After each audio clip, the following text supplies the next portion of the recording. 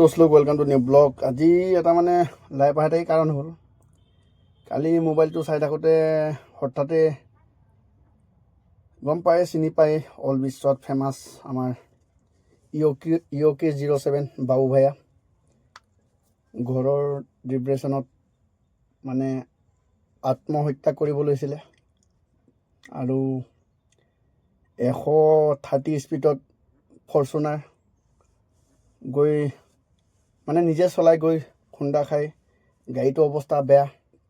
তাৰপিছত ভগৱানে কৰাত যেনিবা ৰাইজৰ আশীৰ্বাদত বাবু ভায়াৰ একো হোৱা নাই যদিও মানে কষ্ট পাইছে, অলপ দুখ চুপ পাইছে, কিন্তু ইমান মানে গাড়ীখন চালে মানে অৱস্থাটো বহুত বেয়া হ'ল হয়, কিন্তু গাড়ীখনটো চালে মানুহটো বাচাটোতো মুস্কিল, কিন্তু ৰাইজৰ আশীৰ্বাদ আমাৰ আশীৰ্বাদ, সেইটো কাৰণে বাবু ভায়াৰ যেনিবা অলপ দুখ পাইছে, কিন্তু ইমান একো হোৱা নাই। ভগৱানৰ কিবাত ঠিকেই আছে, হস্পিটেলত আছে, আপোনালোকে চিন্তা কৰিব নালাগে।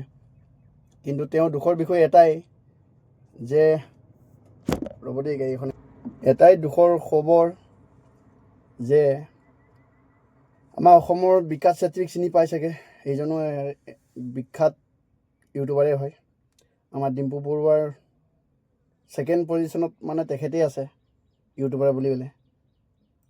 তাৰপিছত বাবু ভায়া ঘৰত গৈ সদায় খাই মেলি আহে, থাকিও আহিছে উত্তৰাখণ্ডত গৈ, কিন্তু আজি বাবু ভায়াৰ এইটো ঘটনা শুনি তেখেতৰ চেনেলৰ পৰা এটা কথাও মাত মতা নাই, কিয় হ'ল কি কথা এটা খবৰো লোৱা নাই, আৰু আনকি চাবলৈও যোৱা নাই।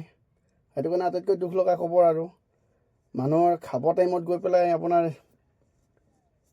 আপোন ভাই আপোন ককাই বুলি দেখুৱালে নহ'ব।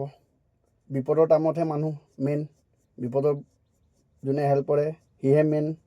সেইটো কাৰণে মোৰ পিনৰ পৰা সেইটোৱে আশীৰ্বাদ, যাতে বাবু ভাই ভাল হৈ আকৌ ঘূৰি আহে আমাৰ মাজলৈ। জয় আই অসম, জয় জুবিন দা, জয় বাবু দা।